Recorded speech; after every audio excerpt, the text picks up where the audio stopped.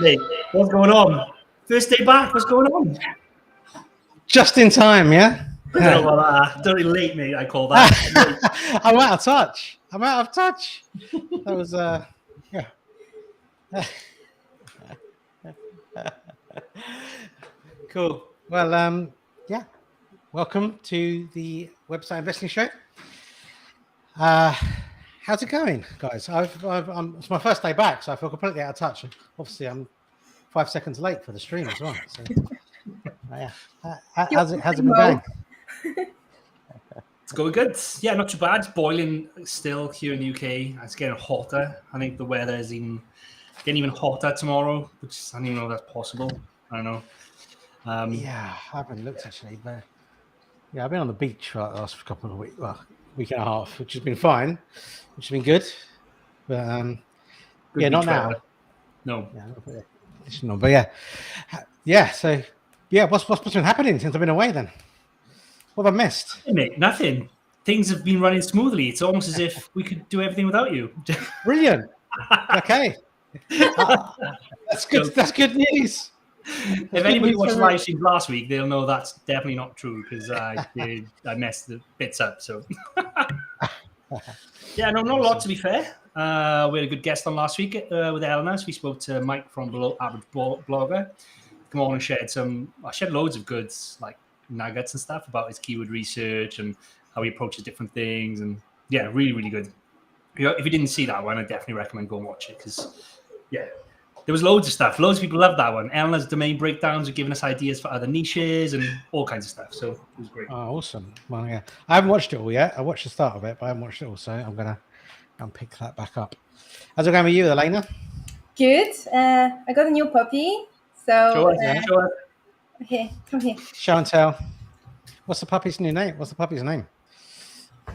Okay, here he is. Last week, Percy stole the show. This time, Alfie is going to steal the show. He's a Dachshund hound, so he's a sausage dog. In America, I think they call it wiener dogs, something like that. Right, yeah. So he's like very, very small, very cute. He's been a really good boy. So yeah, basically this whole week I'm just been getting up early and just been like looking after him. He looks so full of energy. He's unreal. I know. I'm a bit worried. I'm a bit worried because I was trying to put him to sleep before the stream, so he doesn't do anything. But yeah, he needs to play now. Nice. But yeah, this is my week. Well, cool. So, sorry? How was the holiday? Really good. Yeah. I mean, if you remember, the observant of you will notice that I'm still sitting down. I normally stand up for streams, but I've still got cellulitis. Like I'm on my 3rd week of antibiotics now, but it's at least getting better. I don't have fevers and stuff anymore. I actually feel better in myself. I just got part of my leg is still very sore, so I'm sitting down because I'm not supposed to rest it as much as you can. So I'm trying to be good and just get rid of this damn thing because it's been 3 weeks, which is too long, and I feel like it's still another week at least to go. But I'll have to go get some more antibiotics, I think. So not good, but otherwise, yeah. I mean, a couple of days into the holiday, I was feeling loads better. Then we just spent lots of time doing sandcastles on the beach with the kids, which they just absolutely loved, and they couldn't get enough of. We're not really beach people. We like to do activities and stuff normally, but 3 kids, they keep you busy on the beach. You look like you're doing stuff constantly anyway. But it was great. It was great weather to be on the beach. Great to be by the seaside. So yeah, really, really good. Thanks. Nice. I enjoyed it. Come back ready to smash it, I hope. Energized. Yeah. It's those things. Yeah, I feel like the brain hasn't quite got back into it yet, engaged back into it. But like, I feel like in my head, I feel like really motivated. So just got to get like the engine going again. I think. But no, feeling good. It was great to be able to. Be able to leave the business as well in safe hands and know that I can just switch off for a bit, which I know we definitely couldn't do in the first couple of years of running these website builders. So it's nice to be able to feel like we can do that now. So that is good. So should we do a little bit of housekeeping? So who we got here already? We've got Maeve. Welcome, Maeve. Chris, Daniel, Wayne, Scott, Ian. Welcome back to Ian. Just had a baby. He works at these website builders. Ahmed. And that's it, I think. So yeah, welcome to the show. Just a little bit of things to mention. One is that I need to fix these. So this week This is why I didn't do this stuff, because there's so many different tabs in there. I don't know which one is which. It's just low. Oh yeah, grab a deal. I'll just click through them and then we'll just work it out. So yeah, we always there's always check the description for the links. There's always a link to the best deals that you can get at the moment for niche website builders services. So check out the description if you want to pick up a deal. Just click through all these. Oh yeah, subscribe. Don't forget to like and subscribe. If we get more people to subscribe, more people on the channel, more people on the stream, more fun. If we get enough likes, then 35 likes by the end of the stream. We're at 21 already. If we get 30 by the end of the stream, then we will do a giveaway. Give away some t-shirts, some mugs. 21 for Alfie, I've got to be honest. It's not 21 for us, right? 21 for Alfie, yeah. It must have been a good stream last week when I wasn't here because everyone's like tuned in. We're already at 21 likes, so it's good. Once you've done the transitions, just drop off if you want. It's fine. Yeah, yeah. I'll see you in a week and a half. We'll go back to the beach. All right. So today's show, we're going to do our usual. We're going to have a case study, which is Mediavine approved. Well, we're going to have a talk, which is a case study. Mediavine approval in 8 months. So it's a customer we're working with on a age domain that we've managed to get to the point of getting approval on Mediavine within 8 months. So you need 50,000. Is it page views on Mediavine? 50,000 page views sessions.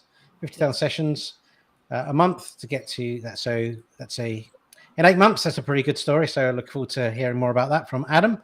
And then Elena is also going to do a couple of age domain teardowns, which become very popular. And Elena does a much better job than Adam and I does. So look forward to those. What are the 2 domains this week?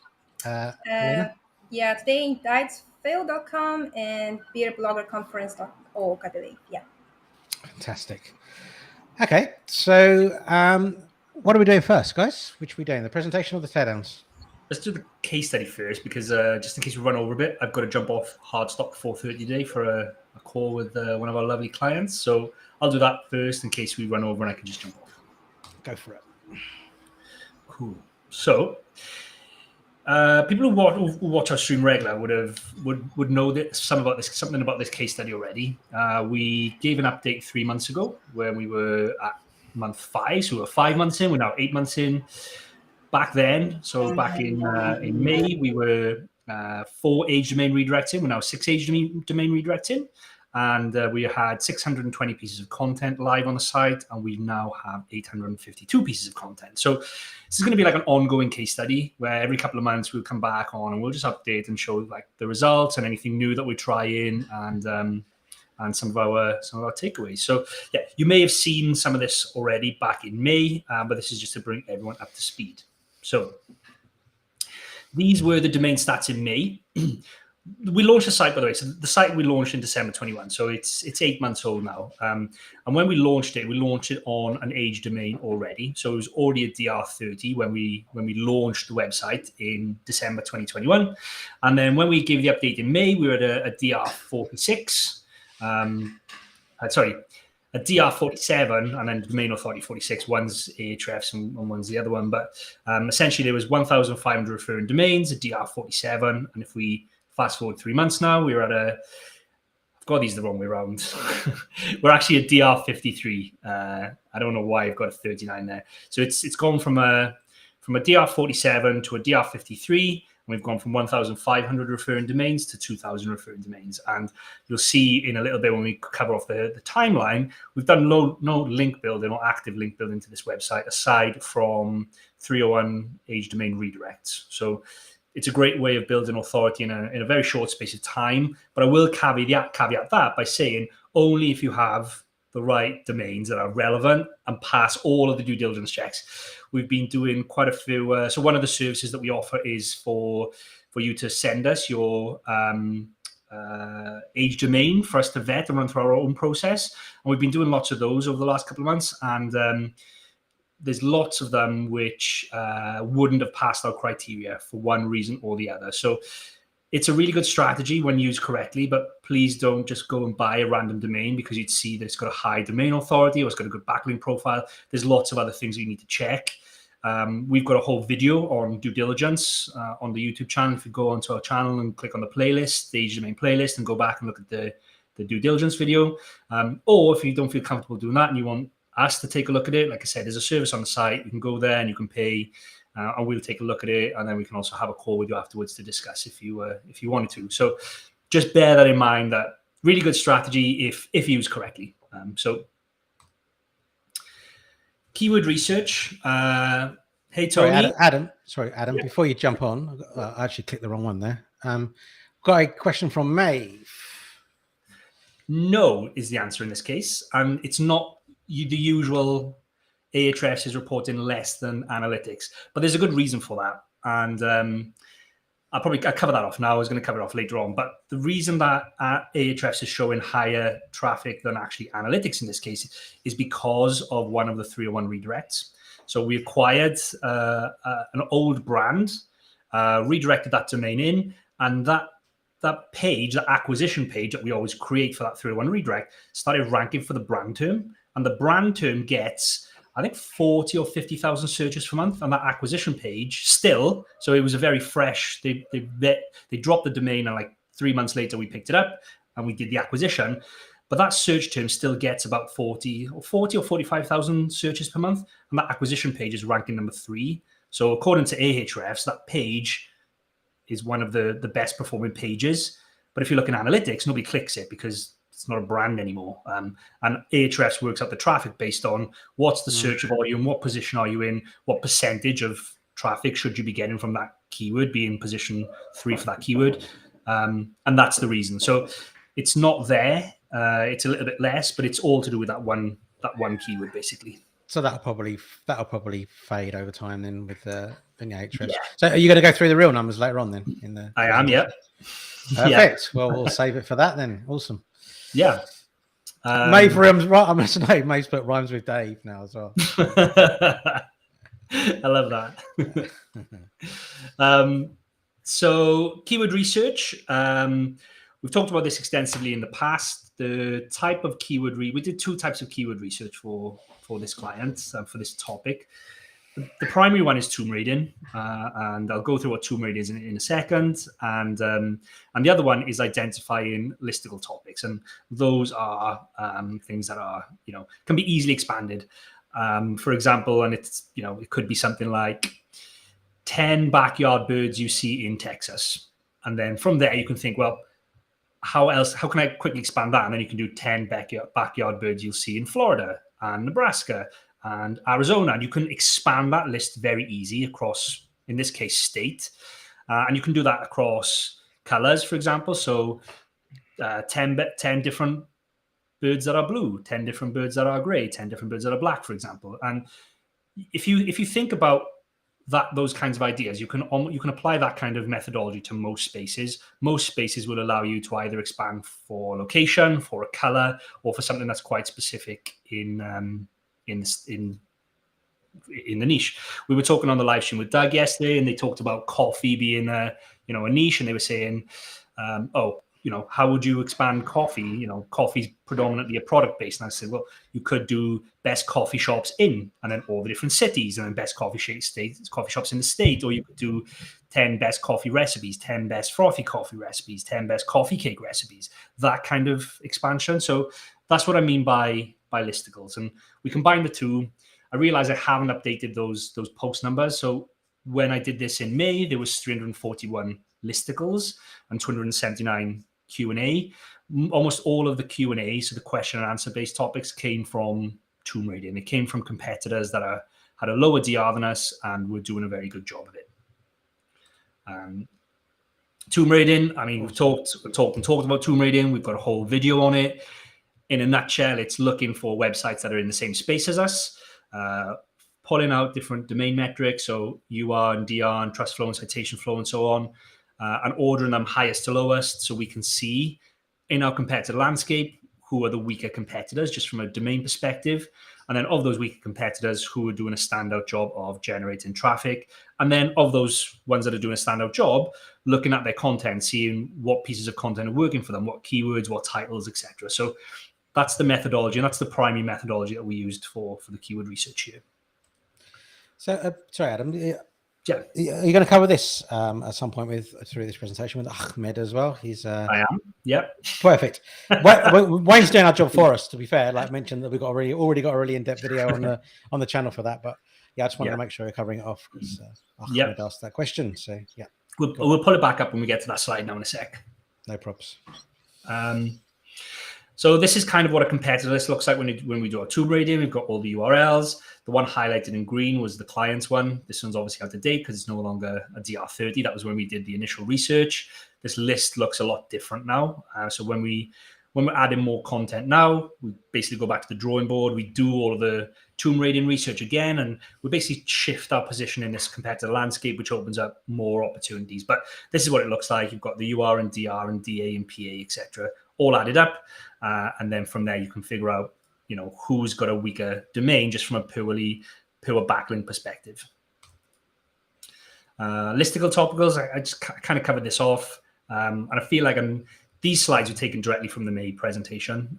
So sorry if these are repeated, but these listicle ones essentially are, X in X location or X in X color, kind of like what I've just said, where you can swap out the color or the location, or you can swap out one of the X's and make a very extensive kind of list of keyword research. And then, run that list through Ahrefs, for example, see what the search volume is, and then from there, pull together your keyword research list. This is the new part, though. So we are exploring more different types of schema with this website. This site is in a very specific niche where you almost need to have a type of schema to compete. So we've been doing that from early on anyway, but we've also just started testing adding how-to schema, which most of us can probably go back and add how-to schema to lots of content on our website, especially if you're doing question and answer based content. It can apply to anything from, how to get stains out of a carpet. You might have an article on that, but you might not have a schema block on there in step by step. And you put in there an image, you put in there the materials and the tools that you need. It's almost like filling out a card, basically. It gives you the fields to fill in. So item number 1, item number 2, material number 1, material number 2. How long does this take? Do you need to do any preparation? And then the instructions are step by step. Like step 1, pour a bucket of water. Step 2, put your sponge in the bucket of water, etc. And this allows you to activate the how-to schema now. And Google is actually showing different types of search results. And they're testing all the time. They're changing all the time. But if you Google how-to schema in SERPs or in the search results, you'll see that it makes your results stand out a little bit. Not a lot. It's like adding kind of FAQ schema, for example. But it just makes your listing, if you're on page 1, stand out a little bit from the competitors. And we're testing the how-to stuff on here. And it's very early days. I've got a graph from Search Console in to show you at the end. But, I mean, it looks like it's going to work, which is good. The niche-specific schema on this one is doing a very good job. So this is the timeline. So like I said, we launched in December 21. This client wanted to be really aggressive. They saw our old case study. I don't know if anybody's seen our old case study where we grew a website from nothing to a couple of million visitors within the first 12 months. They saw that and they said, how do we do the same? Like, come up with the same strategy and help me do something similar. So we've worked very closely with them, and we knew they wanted to be aggressive and they had the budget to execute on that plan. So we launched the site with 132 posts in December. That was live, already written before the site even went live. We designed it and then we pushed it and went live with 132 posts. Then in January, we added another 103. And then in February, another 232. In March, another 121. And then April, another 32. And then we had the 2-month break then. The client's like, awesome, this is great. I've invested a ton of money. Let's see it starting to work a little bit now. We can see it work and we can see get traction. We can see on the monthly graph in analytics at the end. But the last couple of months have really been kind of explosive growth. And they're like, okay, this is awesome.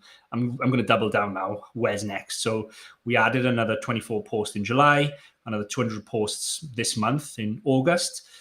We've got about 230 lined up, and they want to add another at least 400 or 500 before the end of the year. So they're not stopping here. They're being really aggressive. And that's awesome for us because we get to see this case study through from kind of where we are now within another 12 months, this is going to be a beast of a site.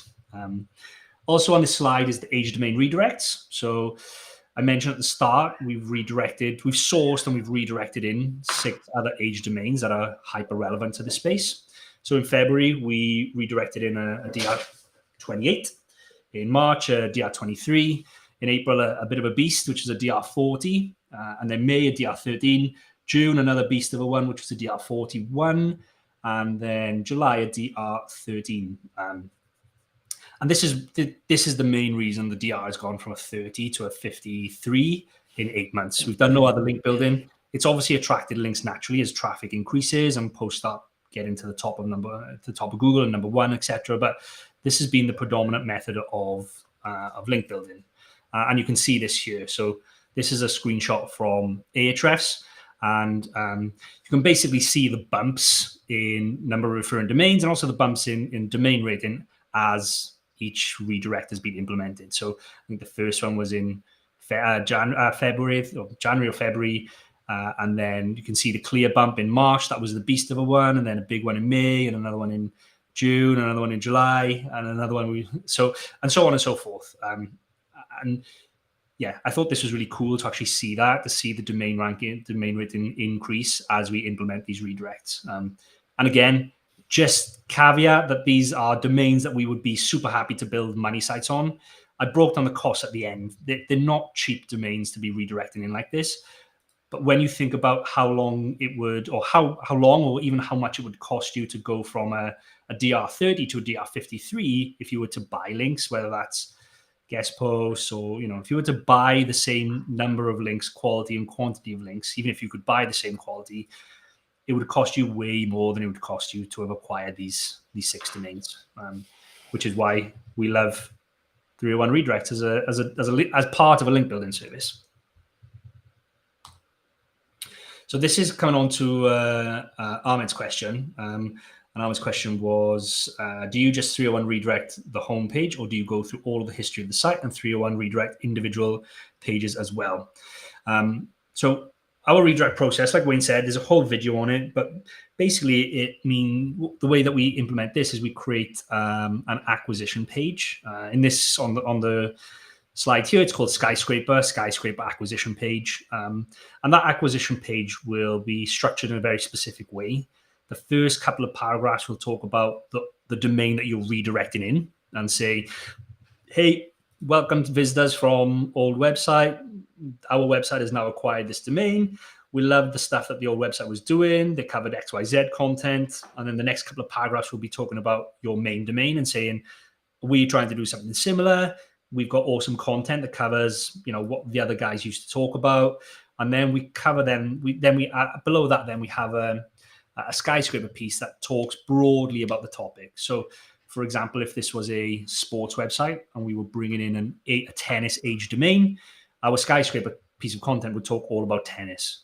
And that skyscraper piece of content would internally link through to all of our blog pieces of content that talk about tennis. Now, if you don't have blog posts talking about tennis, you probably shouldn't be redirecting in an age domain about tennis. And in that case, we'd recommend that you go and create a ton of blog content about tennis and then perform this action. Then go and create your acquisition page and internally link. And what this does is it maintains the relevance. You're redirecting that domain in. You're instantly talking about what it used to be.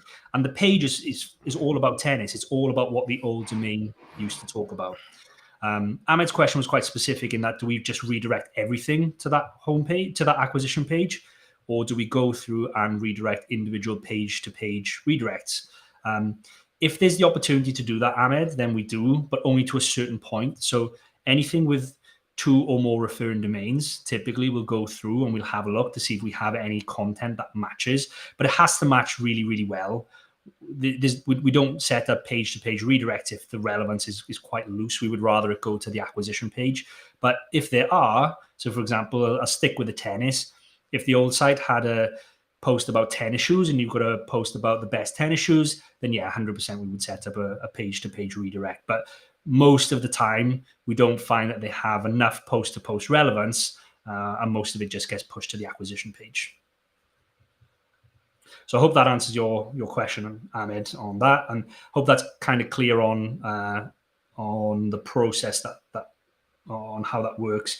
There was another question, I think, which was, is it in the pinned? Yeah. So do you do any press releases for the domains you redirect?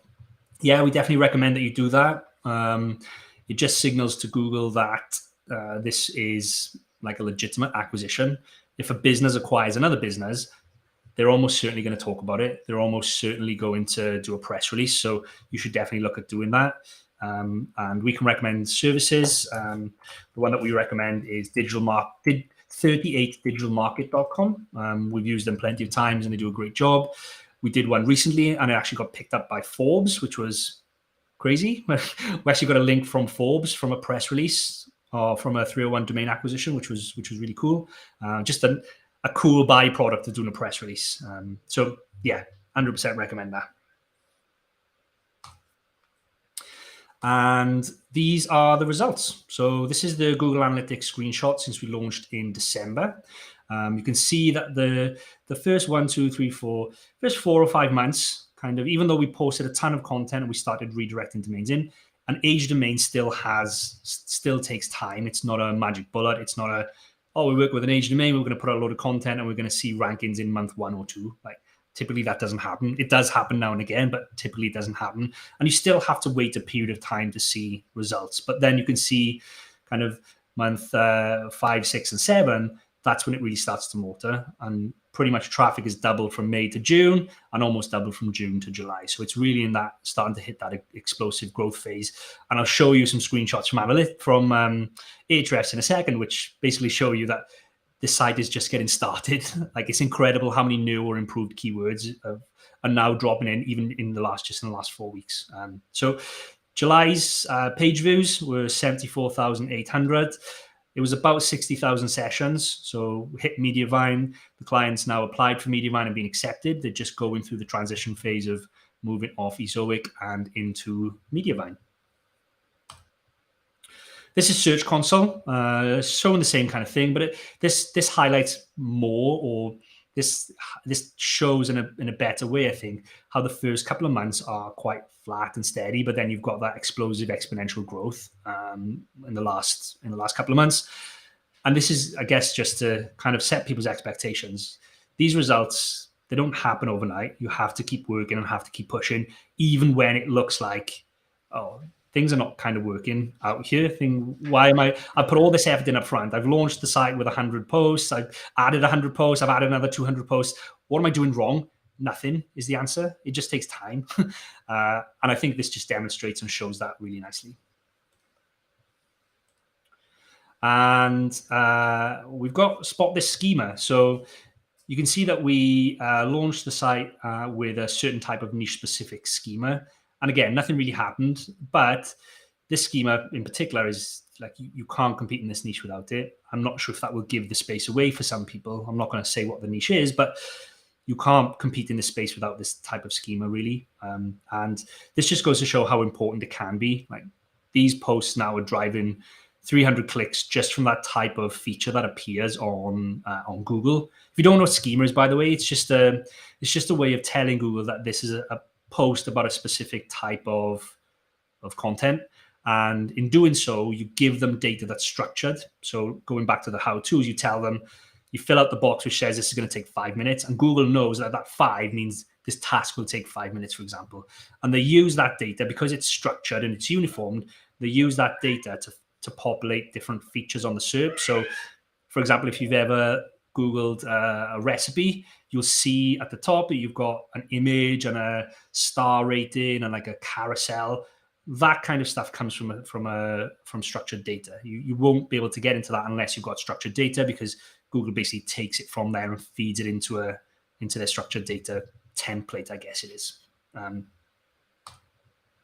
this is the how-to schema. So as an agency, we're always testing. We're always looking at what we can do better. And like I say, this is really, really early days. Like, literally, posts went live last week with how to schema on, and instantly they started getting impressions. There's no clicks yet. But if we look back on here, I mean, you can't really see it, but you always get impressions first before you start getting clicks in Search Console. It's the same with normal traffic, and it's the same with different types of schema. But this one I'm really excited about because, like I say, it activates that box that's on the SERP, and it just makes your results look a little bit more prominent. So in the next update, hopefully we'll have an update on what the schema, what this how-to schema looks like, how it's impacted the site. Is it driving lots of traffic?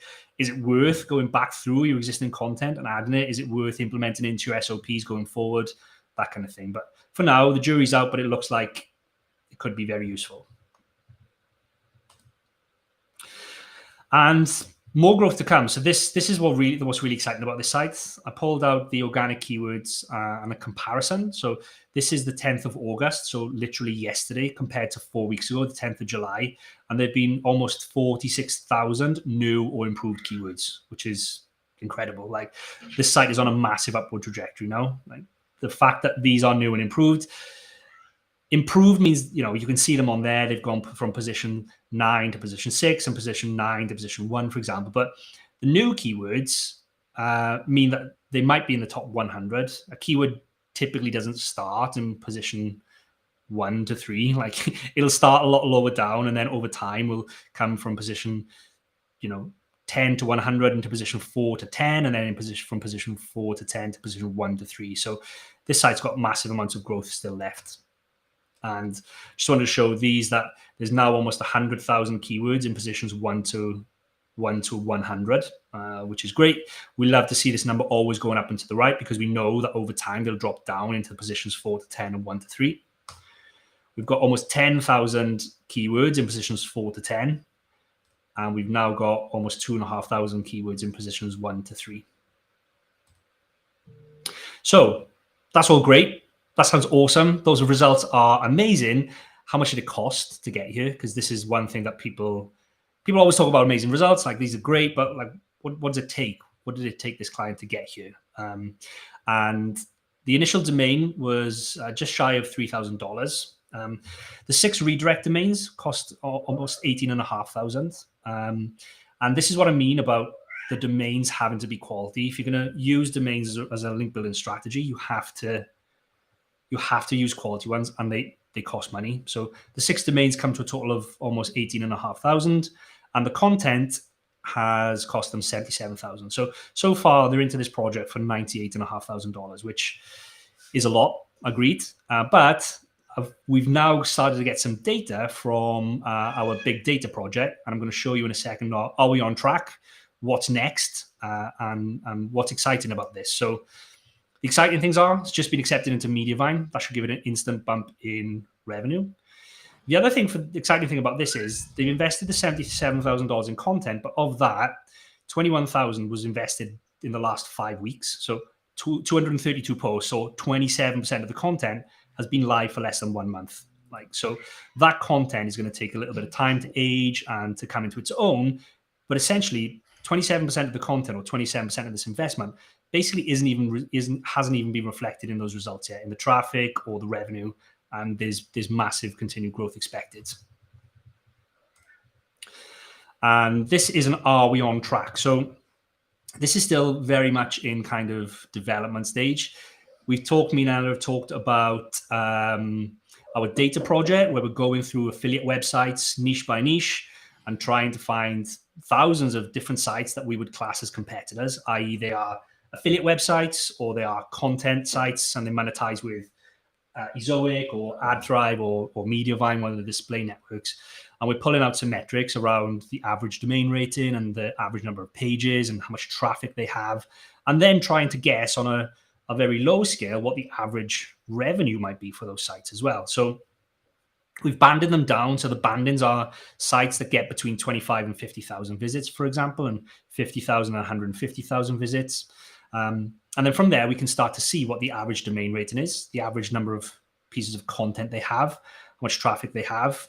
And we can start to benchmark our progress against them. And we can also start to make a roadmap. So before I go on to the roadmap stuff, I'll just say on this one, are we on track? So we're at DR53. So we fall roughly around the 150 to 200,000 banding. But we've only got 852 pieces of content. And if you remember, 250 of those have just gone live. So really, these results are based on about 600 pieces of content. So we've got slightly less than the 50 to 150,000 banding, and we've got 113,000 visits per month. All this data, by the way, is Ahrefs. I've used 113,000 visits in Ahrefs because that's what the other data is. I needed to be comparable. There's no point looking at what the average Ahrefs traffic is if we're going to then use analytics data to see if we're on track or not.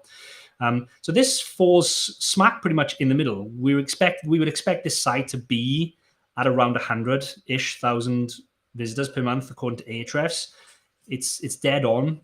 For that level, though, we would expect it to be making slightly more money. So it's made about $1,500 last 30 days with Ezoic. However, it's now going into Mediavine. That should see an instant bump. I think some people report 20%, 30% bump in traffic, in revenue. And also, we've got 600 pieces of content. We would expect 2,800 from sites that have got 800. I guarantee if we come back to this site in another 3 or 4 months and we didn't add any more content, this would carry on growing and would be within that average range that we would expect the site to be on. And the other thing to just mention is that expected revenue there is only from display ads. If you were to add on an affiliate section, for example, or you were to add on different types of monetization, you could expect a much higher EMVP. Most affiliate pieces of content are up in the 50s and 60s. Display ads, I think, can be down as low as 10, 15, but can be as high as 35, 40 as well. So try to pick somewhere in the middle on where we are here. So as far as we're concerned, this project is going extremely well. It's right on track. We're excited to take it to the next kind of bandings here, where we get to, the 1,400 pieces of content by the end of the year, and hopefully the site will be making somewhere in the region of $6,000 to $10,000 by that point, and the client will have more than made their investment back, and this becomes a very, very lucrative investment and a massive ROI.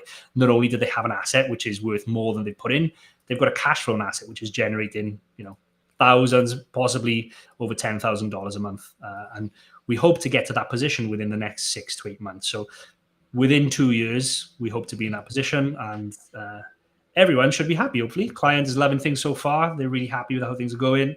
We're really happy with how things are going, and we're just going to keep pushing. And even that's on the low side, right? I mean, the similar project that we did last year, I can't remember what the traffic was for that, but the site valuation was about $1.6 million, right? So it seems like a big investment.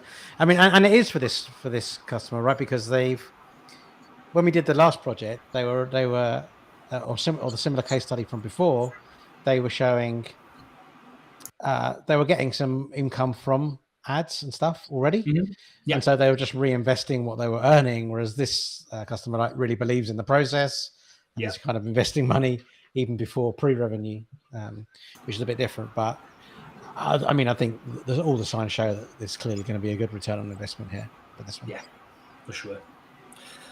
And that's it. Any questions? I think Ahmed's got the right idea. He says, I bet they'll make that investment make up that investment in 6 months. Yeah, I'd say so. 6 to 8 months, they'll be on a massive positive ROI, to be fair. Yeah, for sure. Got a few. Amazing. Sustaining. Wayne, who's a member of our team, says, since I actually know this website, I've been watching it ever since you guys are smashing it. It's going to be as big as the other one all the time. Yeah, I agree, Wayne. I can definitely see the site getting into the millions of page views per month, being worth well over $1 million. Yeah. Wayne also mentioned we got 3K. Like my little bit of hardware was broken. Like it was showing 2.97. I was like, that's exactly what it was when I left. And I just rebooted it, and it's now showing the right number. We get over 3K on the channel now, so well happy with that. Nice.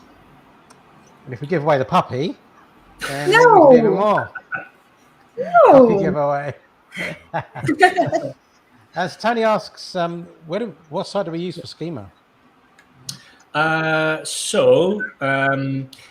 For the How To Schema, Tony, you can download a free plugin.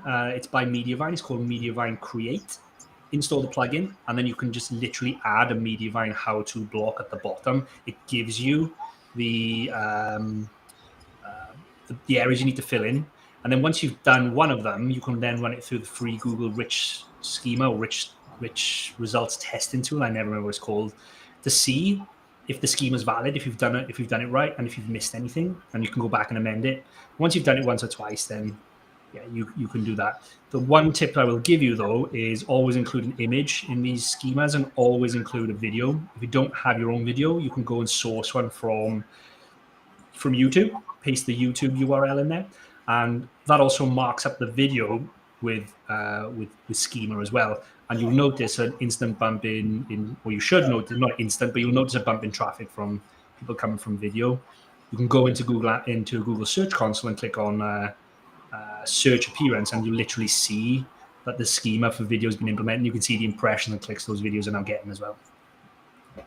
Cool. Ahmed is also worried that posting a lot of posts Google might think it's AI content because we're prolific in producing content. Yeah, I don't think that's an issue. I mean, it's definitely not an issue with an age domain, which already has. So this site was, I think, 10 or 12 years, has 10 or 12 years. The domain was 10 or 12 years old.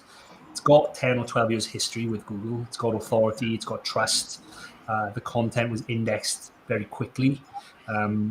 So no, I don't think there's any kind of issue with doing that. As the results show, to be fair, we've launched sites with more content than 132 posts. We plan on launching one soon with about 450, and I don't expect us to have any problems with that. Yeah, I don't think content velocity is like a problem in that way. Never seen anything like that. It doesn't make sense for Google to judge content in that way either. To say, "Oh, just because producing a lot, it's probably AI." Like, it makes more sense to judge the content itself and look at it and say, "Is that AI content? Is that crap content?" Just pulling this back up, like. Just these, by the way. So, for example, these sites that are in the 1 million plus range have got on average 6,000 posts. Some of these, incredibly, are only like 2 or 3 years old, and they've pushed out 6,000 pieces of content, or on average that. Some more, some less, but they're doing extremely well, and they've just got a really aggressive content schedule. So it just goes to show that no, I don't think that's an issue. Yeah. A couple more questions before we move to the teardowns. From Tony again. How long before you see these bumps for a redirected domain? Depends is the answer, as always. Some are really quick, and some just take a little bit longer. You'll see the bump in Ahrefs typically pretty quick, usually within a couple of weeks. And you can check to see if it's in there, because if you go into Ahrefs and click on referring domains, you can filter it by redirect. And if you see it in there, then you know that it might not have picked up all the links yet, but at least it's starting. Yeah, and there's also that Google will have picked it up faster than Ahrefs, I would imagine, too. Yeah. So that's what really matters. Last but not least, is there a tutorial somewhere that teaches how to do schema? I mean, there is not. And in all honesty, I don't think you need a tutorial. Lots of plugins will help you do it. Like I say, you've got the free plugin from Mediavine, I think the Mediavine one allows you to add recipes and how-to guides. You've got Yoast or Rank Math, which will allow you to add things like FAQ schema blocks. Where you don't need to be technical. You don't need to know coding or anything. You literally just add a block and fill out the predefined kind of pieces of information they ask for. So there's no guide, but if you Google YouTube as well, Google it, YouTube, you'll find something. If there's a specific kind of schema you're looking to do, because it's not always clear on those tools. Like, they ask to go to enter some data, but it's not always clear. The fuck is that? Like, I don't even know what the fuck that is. So yeah, I mean, you can Google it, or you click on YouTube, it normally give you the answer. You have schema verification as well, right? So just so that's the Google rich data testing tool. You just go there, paste in the URL to see if you've done it right. The one thing I will say though is with lots of schema is things which are required and then things which are nice. So for example, with a how-to, it's nice for you to put in how long this it might take you to cut the grass, for example. If you don't know how to cut the grass, it's a nice thing to have, to say to put 20 minutes in there, but that's not a necessary one. The necessary one for how-to, for example, are instructions and materials. And when you go to the structure, to the rich testing tool, most of the time you haven't filled out everything because it's either not relevant or you don't know how long it's going to take or something like that. And it'll say there's warnings. That's fine. If you add that to your site, you'll also get warnings in Search Console, but a warning is different from an error with schema. So warnings are fine. It just means you haven't filled out every single kind of field that's available for you to fill out. If you've got an error, then it means you haven't filled out one of the primary fields, which Google needs to activate the schema. So I think that's really important to see. Maeve was wondering if we had any indexing issues initially on this site. Didn't look like it. Nope, nothing. She had a site that I don't know if Maeve had an issue with indexing, but she said it in May. It was fine. But I mean, I think that might, if you didn't have indexing issues, it's just that's the time it takes, like, for a site to gain traction. So Yeah, that's probably just fine. Okay, have we done that one? 3 more likes for the giveaway. We're actually 36 now. We're going to do the giveaway at the end of the show then, unless people start unliking the show. But we're at 36. So, and Maeve wants the puppy, so puppy's definitely up for the giveaway. Yeah, maybe it's something like you have to what's it like? Oh, no, I don't want to do that. I was like on cows where you brand a cow. I probably don't want to brand the dog with Niche Website Builders logo or anything. But maybe we can shave it into its hair or something. Yeah. I'll show him in the end though, so everyone can still get a chance to see him and cheer everyone up after all the internet there knows. You can do the draw. And thanks, Paul, for the feedback. Yeah, I really appreciate that. We do try and put out some good content. Really good to hear the feedback. So thanks for that. Right. Okay. There's some more questions. Hang on. Oh, that's good. I like questions. Let's do questions. Let's do them before we move on. Can you have multiple schemas on the same page? Yes, you can. But I would question, does it need more than one? I don't know. I've not really come across many situations where you need more than one. So no, you can, but I would question whether you need more than one. Yes. And where did you find those great domains you directed? Otis? Some from Otis, so we partner with Otis, but lots of them come from us as well. So we're always looking for domains as well. There's lots of different options for domains, right? You can find them in marketplaces, you can find them at auction. I think the important part is to figure out the due diligence part. Like, you have to do your due diligence. But yeah, shameless plug. If you are looking for any age domains, if you're looking for something specific, let us know. We can help you find something specific. Can't guarantee you a time frame because, as you know, our standards are really high. So it might take us some time to find you the right domain. But if you're looking for something specific, then we can help you. Yeah, and also check out the domains on the website. So if you go to nichewebsite.builders, go to the menu, the domains menu, and check out our age domain inventory, where we have a number of domains ready and available, ready to go, of which Elena is going to talk about 2 of them now. So that's a perfect segue to Elena talking about a couple of domains. And Chris has just put the link there to the age domains on the site in the chat if you want to go and check that out. But Elena is going to talk about Beer Bloggers Conference and today in Dietsville. Which one do you want to do first, Elena? Today in Dietsville, please. Okay, let's do it. That sounded like I was just going to say that sounded like the game show. What was the game show? Countdown. I'll have a consonant vowel. Which one would you like today? I'll have it today in Dietsville, please. I was struggling to pronounce it to begin with, but then I figured it out why it's called Today in Dietsville, and I'll break it down in a sec. But yeah, Today in Dietsville, the niche is wellness/recipes. 8 years old, which is pretty decent. DR18. We have some really decent backlinks in there, which I'll break down in a sec. And we have a competitor up there as well, which I will still break down as well. So I'm just going to get on and share my screen and proceed. Okay. Okay, so that's it. Just going to scroll quickly just to show you that the referring domains are nice and clean, nothing spiky or suspicious going on. So let me jump straight into the backlinks then. Oh, actually, the backlinks are here. So we have, considering that we only have a DR of 18, personally, I didn't expect, anything exceptional, but we do have some really quality backlinks in here.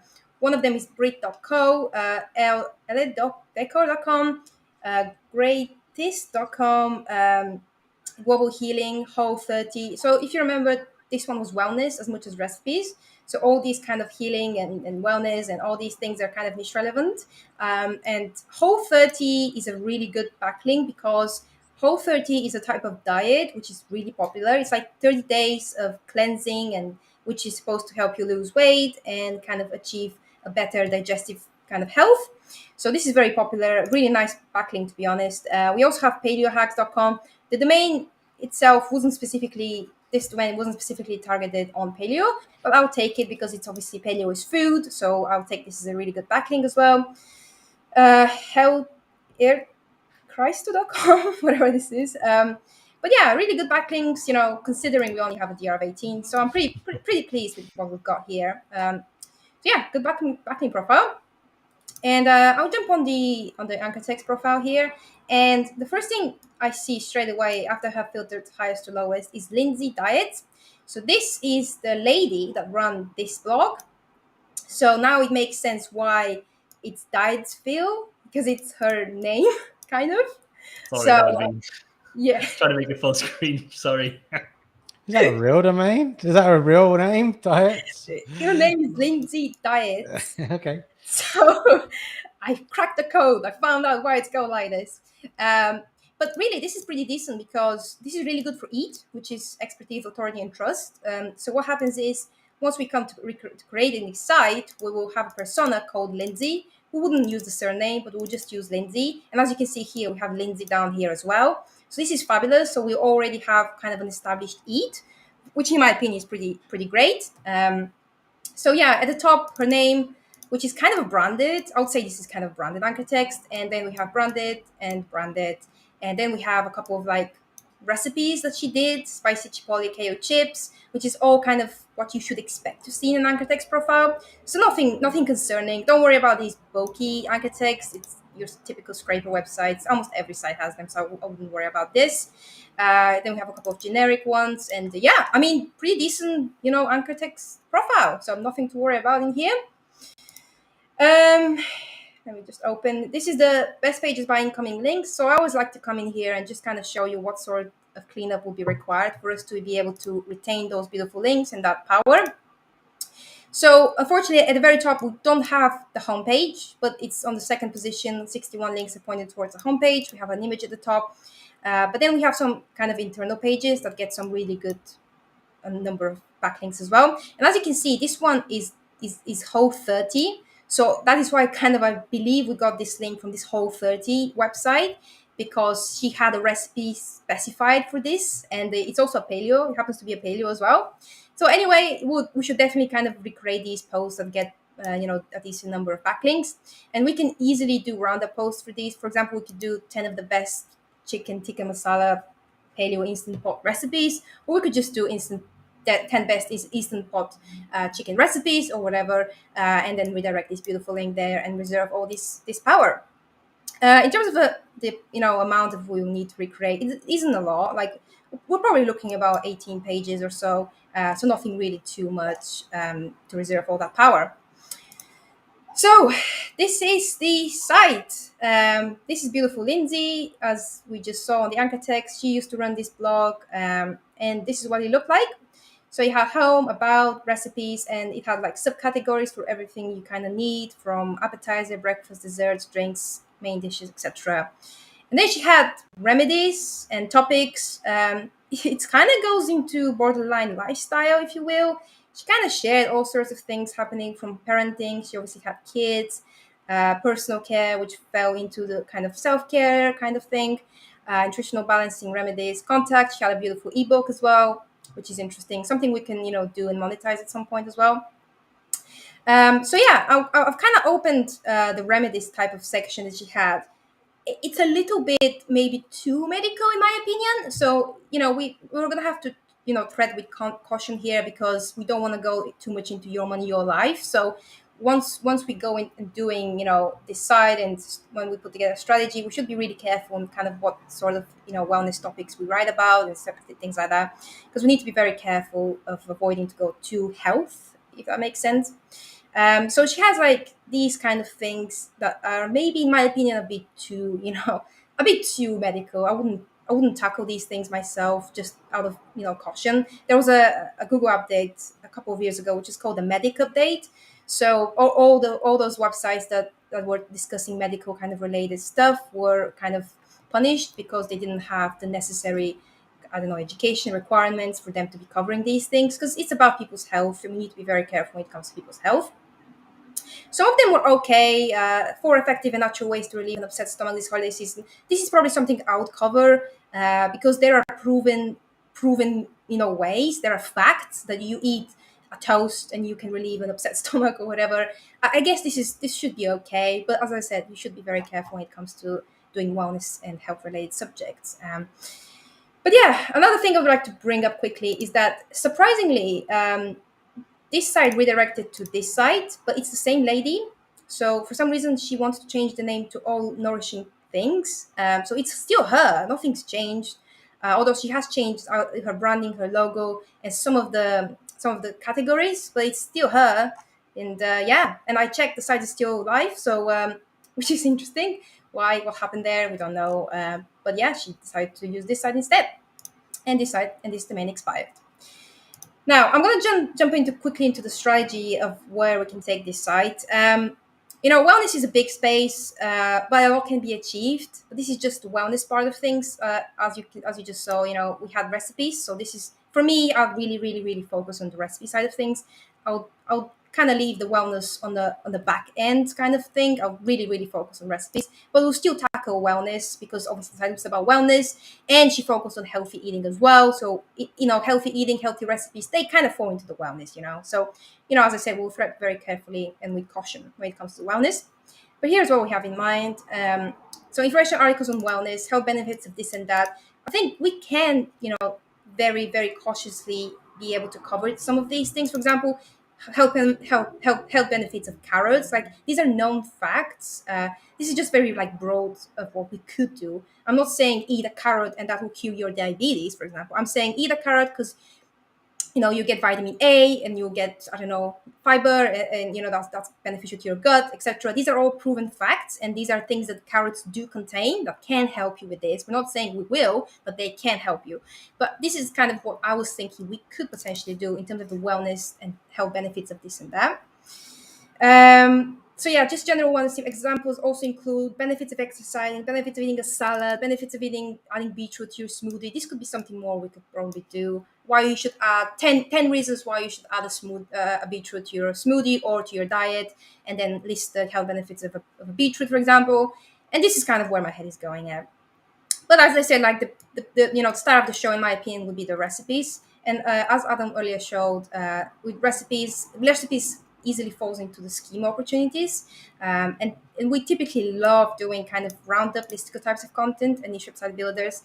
So for example, this is what it will look like. 10 healthiest lasagna recipes. Obviously, we'll probably do, majority will be health related stuff. But this is just kind of an example of what we could do. We can do 50 of those. And I also kind of want to bring to your attention is that listicle types of content, roundup posts in general, are really, really good for display advert monetization. Because if you think about it, roundup posts and listicle types of content, they're very long because there is a lot of scrolling required. So if you think about 50 of the 50 healthiest lasagna recipes, you can imagine how much scrolling is going to take place. And every time people scroll, they scroll through our adverts, and the revenue of display adverts increases. So these are really the ideal kind of posts for display advert monetization.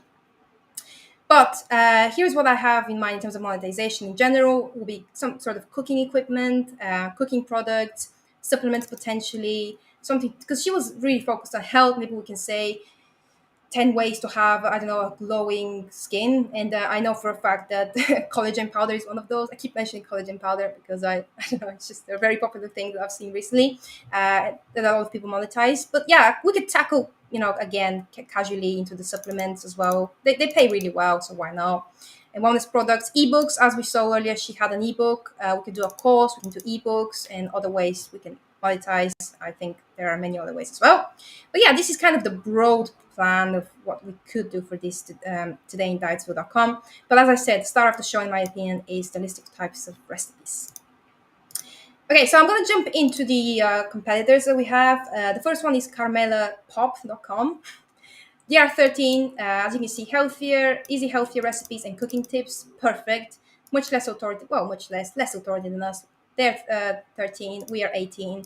So a perfect example of a site we can tomb rate, which Adam mentioned earlier what tomb rate consists of. 58,000 per month according to Ahrefs. Pretty decent traffic in my opinion, considering its authority. So let's take a look at what they're doing. Okay, so I have a plan about this first one in general because we could do 2 posts here. We could do one post on how to cook smoked turkey legs and another post that's going to be 20 best recipes to cook, 20 best recipes for smoked turkey legs. And then what we could do is internally link that first kind of piece of content to that one, or vice versa, it doesn't matter. And we can create this beautiful kind of internal linking structure as well. So immediately, we shouldn't be limiting ourselves to just recipes. We can surely tackle into the cooking and cooking tips and other cooking related question marks, if you will, because as we can see, these guys are DR13 and they're tackling question mark keywords. So I wouldn't just completely say we shouldn't be doing this. We should definitely be doing that.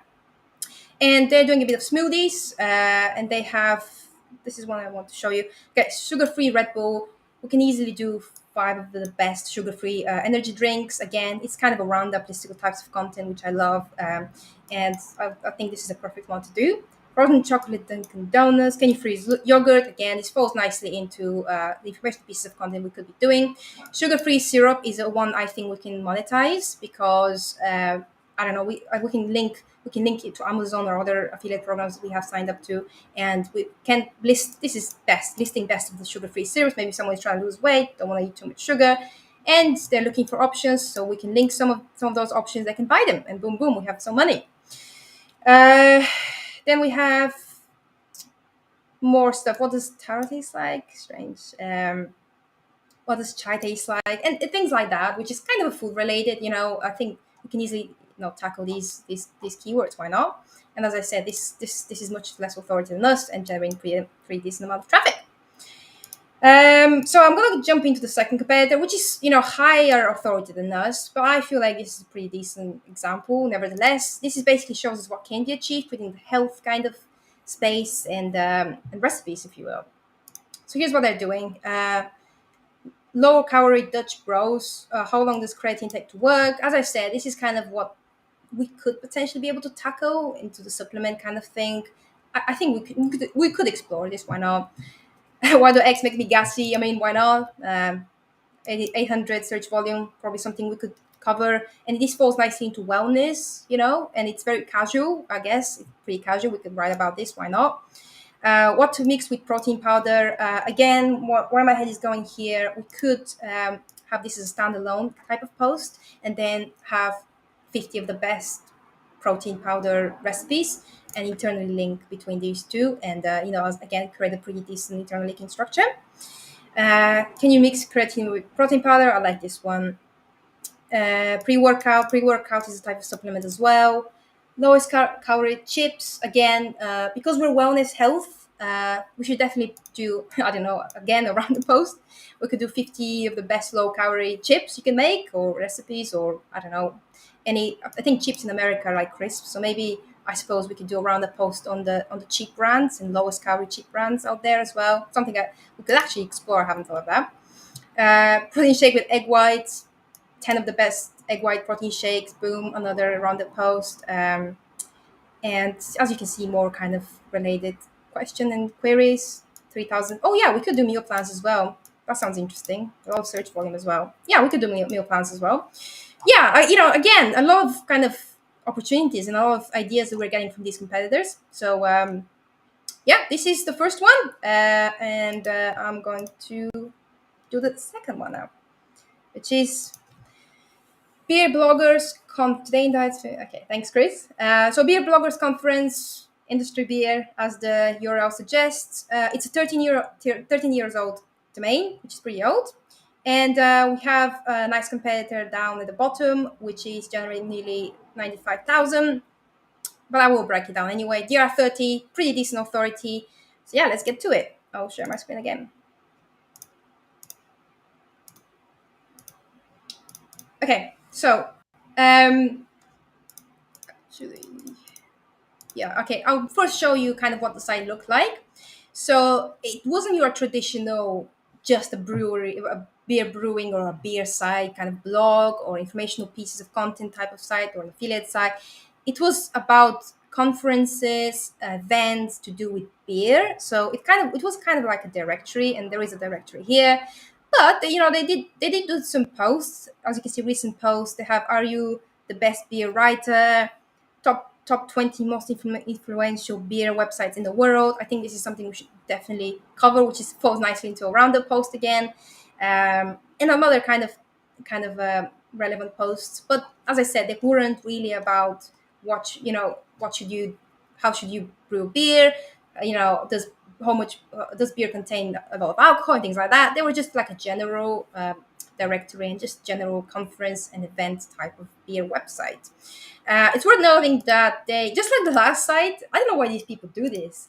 You should pick a name, you just stick with it. Like they changed to beernow.org. I don't know why they did it, but it's the same guys. You could tell they're the same people, or maybe they're not. Maybe someone just stole their site. I don't know. But in my opinion, they're the same people. They just decided to change the name because they're now Beer Now Conference instead of beerbloggersconference.org. They're beernow.org. I don't know why they did that, but I just thought to point that out. But they're pretty much the same purpose, It's a rebrand or something, I imagine. Rebrands, yeah, but yeah, it looks very similar to what they used to be. But yeah, this is what the site was about in a nutshell. So yeah, let me jump into the backlinks quickly. All my tabs are closed now. Okay, so the backlinks are really decent. We have, obviously the authority is pretty decent. I expected, fireworks, and that is exactly what I got. We have blogger.com, feedburner.com, The Guardian, Base Journals, and I had Huffington Post, which is another good one, seriouseats.com, and I had some niche relevant that I want to show you. We have beeradvocate.com, fantastic niche relevant one. We have ratebeer.com, and another one we had at the bottom, homebrewingassociation.org, another one, and craftbeer.com. So in my opinion, the backlink profile is fantastic. Honestly, I couldn't complain about it. No wonder why they have the DR30. So yeah, pretty good backlink profile in my opinion. And the anchor text profile is pretty decent in my opinion as well, because as we can see straight away at the very top, we have kind of like branded anchor text right at the top. So this is, for me, is perfect. European Beer Bloggers Conference, they did in Europe. As you can see, they had kind of over here, they had Europe here. So again, I wouldn't worry about this specific one. So very good anchor text in my opinion. And another kind of one that's branded-ish. This is a naked one, and generic, and the list goes on. Very, very, very clean in my opinion. Very, very clean anchor text profile. Before I I'll finish that one, which is the cleanup kind of part of the H domain. In that case, we are seeing that the majority of backlinks are pointed towards the homepage, which is really good. But down the line, we do have some links pointed towards internal pages. So we have a complete list of beer blogs. This is fine because the way I'm thinking we could recreate this is just create a kind of a listicle type of post where we say, I don't know, top 10 beer blogs, top 10 of the best beer blogs, and redirect this beautiful link to that post. And yeah, I think in terms of recreation, not as much again, probably about 20 pages. Considering we have a DR of 30, I was expecting to have more pages to recreate, but in that case, we're not seeing a lot. So again, very straightforward and easy cleanup process. Now, before I move into the competitors, I want to jump into the strategy. So the first thing is a lot of people love beer, like I'm one of those people. And when there's consumers of a certain product or anything, there will always be people querying and looking for information. And this is where the beer is a niche in itself. So the beer niche can be a little bit competitive, but not as much as you think. There's still room for new sites to enter the space. And I feel like this site is a really good kind of a foundation, a great site to enter the space because you have an authority, good backlinks. And as I will show you now, the kind of the strategy is pretty decent as well. So here's the plan. Informational articles on everything to do with brewing, home brewing tips, etc. I feel like that if you're getting into the beer space, you're gonna have to talk about brewing and cover brewing. And for those of you that don't know much about brewing, like, do people actually brew? Believe me, a lot of people brew beer, and it really is a thing. And more people enter the space, and people will need to look for information and answers. And this is where it gets really beautiful because brewing equipment would be required, and this is how we can monetize. So in my opinion, there is a lot of money to be made if we do cover brewing and all sorts of brewing kind of things. Informational articles on everything to do with beer. Now, I think that there is a lot, and I'll show you the competitors later, but I think that we can have a standalone kind of category on everything to do with beer. All sorts of questions, from dietary requirements to alcohol-free beer to types of beer. You name it. There's all sorts we can cover. Also, information articles on what food pairs well with beer. I know you're probably thinking, isn't this just for wine? It's not. There is beer for this as well. There is a space for this, which I think we should cover. And I think this could fall nicely into that kind of category where it's just about, beer. This can fall nicely there. For example, we can do roundup posts within that. For example, 10 of the best foods that go well with lager, 10 of the best foods that go well with beer. Again, roundup posts, very straightforward. I think we should also do information articles on beer types. We all know there's like hundreds of different beers and how they're made and their ingredients. Again, a lot of people ask for the ingredients, calories, macros, everything to do with what the beer is. Is it, some people have these questions, and maybe some people, are gluten-free, and they'll probably be looking for gluten-free beer options out there, which can, again, I keep saying it, but which can be put into a roundup post. For example, we could do 50 of the best gluten-free beers, again, all roundup posts. And we have listicle types of articles on home breweries in X city, examples, best breweries in New York. I thought this was an incredible opportunity because I saw a couple of competitors out there that were doing this, and they were doing really, really well. They were generating a lot of traffic. So I certainly think we should definitely explore this as well. As I said earlier, the monetization can come from tools and products around home brewing beer. Like, these are expensive kind of equipment, which we can monetize and hopefully, make sales and achieve a decent, commissions from these sales. And display adverts as well. But down the line, I think that a site like this one can really benefit from a beer brewing course or an ebook. I think this is an area we should really explore, because if you think about a recipe ebook, yeah, some people can really benefit, but there's like tons and tons of recipe ebooks, or you could just Google recipe and find it. But with beer, like, you can Google certain things, but if you have it all in one place, like a beer brewing course, start to finish, or an ebook, I think that a lot of people can benefit from that as well. So yeah, I'm going to jump straight on to the competitors now. And the first one is learning2homebrew.com, which is a straight up incredible kind of, as you can say, based on the name, they're exactly what you think they are. They're about learning how to brew. And I just want to point out how nicely they've taken off.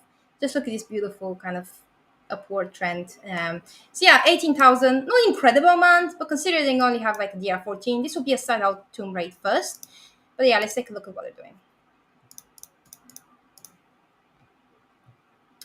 Okay, so best beer for beginners. I like this. Then we have Is Twisted Tea beer? Can you get drunk off one beer? I can. I don't know about others.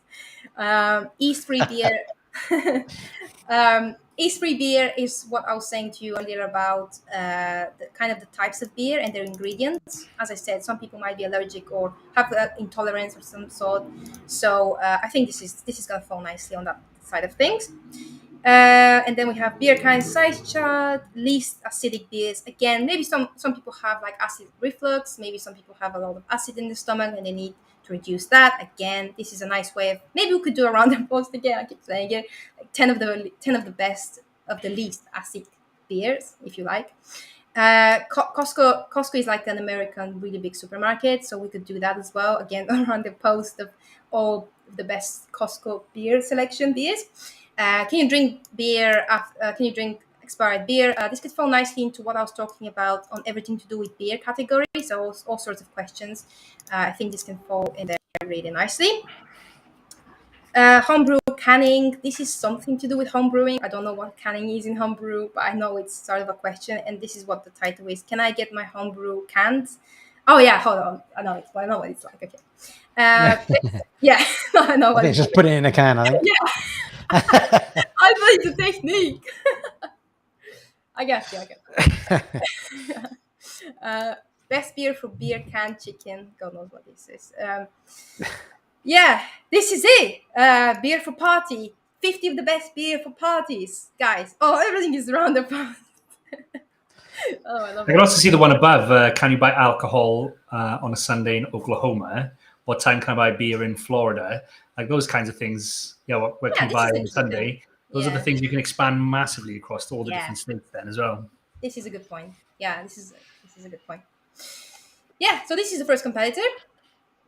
And jumping on to the second one is bisonbrew.com. A bit higher authority than us, just slightly. Still, we're nearly neck and neck. They're generating 91,000 according to Ahrefs. And let's take a look at what they're doing. They only have 288 pages, which isn't exceptionally high, in my opinion, considering the traffic they're generating. So let's take a look. Here's what things get really interesting, because I talked to you about roundup post on best breweries in X city. So this is what this one looks like. They have got a map, which is pretty cool. Boom, there we go. First one, and you scroll down, it's the second one. This is your classic kind of listicle types of content, which I think we should definitely do. And I want to point out quickly that this post alone is generating nearly 3,000 traffic according to Ahrefs. So this tells me there is a huge opportunity of us doing kind of listicle types of content for, best beer breweries in X city. Mexican beer, we can do a roundup post again, and they have done best Mexican beer. Let's take a look at what I've done here. What are the best Mexican beers? I'm sure it's kind of a listicle types of content as well. Okay, it's Niagara Modelo, and then Victoria Mexican Lager. It's a listicle type of content, guys. So yeah, another one we could do. And look at just how much traffic this one is generating. It's generating 4,000 according to Ahrefs on this post alone. Salt Lake Breweries, and then we have Austin Breweries. These guys are doing it, guys. Like, they're doing it exactly what I was saying. And I got this idea from these guys, really, because I was really impressed with what they were doing. Richmond Breweries, Ray Lake Breweries, Best Lager Beer. We could do a roundup post, and I'm sure they have done a roundup post. Actually, I think everything they've done here is a roundup post, to be honest with you. I think everything is a roundup post. Best Belgian Triples, that's a roundup post. Best Breweries, Colorado Springs, again. How to brew NEPA. I think this is NEPA recipe. That's good. This is where we can apply a schema that Adam was talking about. It's a recipe. So this is where we can apply a schema, I think. Seattle Breweries, best weed for beer. I mean, you get the point. This is a great example of what these guys are doing and what these guys are achieving. So yes, there is a huge opportunity on that side of things as well. Last but not least is soundbrewery.com. Less authority than us. They're DR28. We are DR30. And let's take a look at what they're doing. A very, very, very small amount of pages, 142 pages only, and they're generating 31,000, which I think is pretty decent. Okay, so first thing I would like to point out is all these three competitors are doing different things, and this is the beauty of looking at competitors, because what you do is you pick up A from competitor A, B from competitor B, and C from competitor C. Does that make sense? Like, you pick all these little bits and bobs that they're doing individually, and you put them together, and that's how you make a mega site, if you will. But yeah, let's get to what they're doing. Beer with highest alcohol content. I'm just gonna say we're doing around the post on this. We'll do 50 of the beers with highest alcohol content. And then we have different alcohols here. This is vodka. Ounces in beer, ounces in a bottle of beer, which looks interesting. We have how to tornado a beer. Okay, they do different alcohols as well, but it doesn't matter. They're doing alcohol. This is alcohol to digest. Maybe there are beers that are easier to digest. So again, around the post on the best beers that are good for digestion. Because beer makes your stomach heavy. I don't know about you guys, but beer does make you heavy. So I guess this is a good post to make about that. Can you get drunk off one beer? Come on. I can. Okay. But yeah. We saw you at the Christmas party. Confirmed. I know. One beer and I was under the table. But yeah, this is kind of what these guys are covering. And this is pretty much, to sum it up, this is the site. Great opportunity, in my opinion, and interesting things we can cover. A lot of roundup posts for this specific domain, in my opinion. I'll really go heavy on the roundup listicle types of content. But yeah, this is it. Awesome. Thank you very much for that, Elena. That was awesome, as usual. Hopefully, this is giving people ideas of things they can take away to their own niches as well. That's what happened last week. We were doing all this stuff, and they're like, "Oh yeah, I could do this in a different space," or "Oh yeah, I could apply that to something else." Yeah. Which I think the value of these teardowns are really good for that kind of stuff as well. Yeah, it does certainly get you thinking. So yeah, here's some ideas that Stephen had as well. So I was thinking works. that with random political types of content, I think you can apply it on every single niche. Like, literally. I think you should probably think outside the box on certain niches, but I honestly think you can apply it on every single niche. You just have to be a bit creative. Some issues is easier, like recipes, like we've just seen breweries in X and City. But I honestly believe that every niche can have a roundup political types of content. Yeah. For sure. Awesome. Okay, so we have 40 likes. Get the dog up. Let's do a get it to giveaway. 45. Wait, get the dog up. Let's get it to 45. Come here. Get the dog out. So if you are interested in some free merch, t-shirts, mugs, or caps, then Wait, Jess is going to bring the dog. Jess is going to bring the cat as well. Apparently, okay. It's like a pet party in here. like a family thing here. There we go. And everything.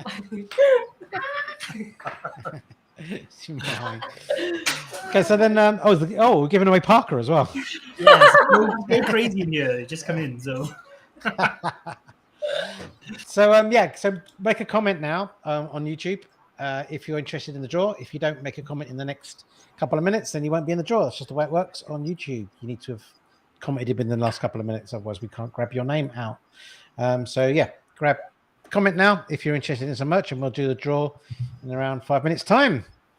Tony says he's still waiting for his last one. Have you been in touch with Chris?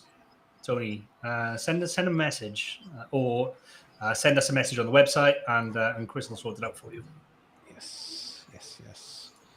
Awesome. So next week, we don't have any shows. What do we have actually? 11th of August. We have a show next Wednesday with Doug and Alex, but Doug's not here, so it's me, you, and Alex. Oh, it's getting deep now, isn't it, on the lifestyle show? The basics of SEO. I don't know what lifestyle-y that is, but yeah, basics of SEO.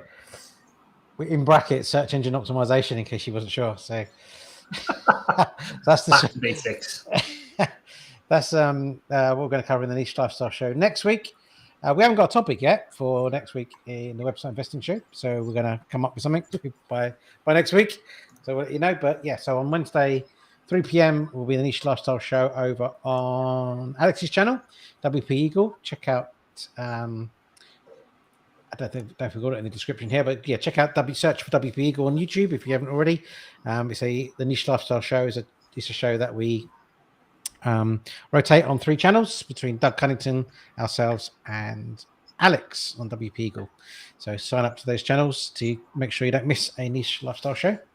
And website investing show, same time, same place next week. It'll be a couple of teardowns from Elena again, and we'll be covering a topic of interest, hopefully. So let's see. Who've we got? Some people now. Oh, I've broken this, haven't I? Anything else to add, Adam, before I'm doing this? Nope, nothing. Jess is just distracting me here. If it looks like I'm looking away and I'm laughing, it's because you are. Because I am looking away, laughing on me. Go away. Awesome. So, everyone ready for the draw? Everyone should tune in next time to see the puppy. So, yes. Tune in for the puppy. Tune in for the puppy, please. 5 likes just for the puppy. Awesome. So, I think we've got time for the draw. So, you want to put some music on, Adam? And I get the music going. We'll get it going. I'm going to go for a little bit of future pop. Nice.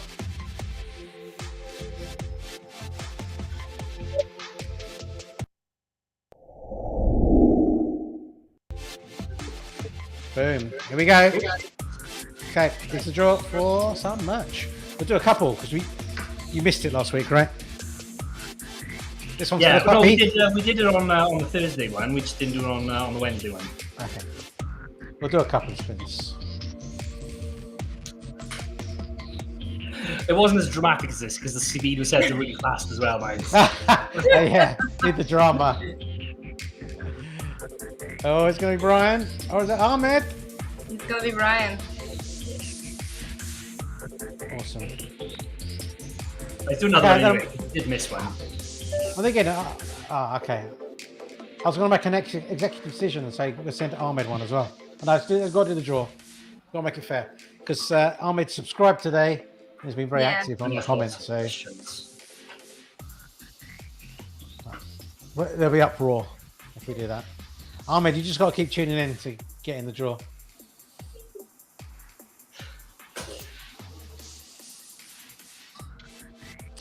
Is it Paul? It's Paul. Congratulations, Paul.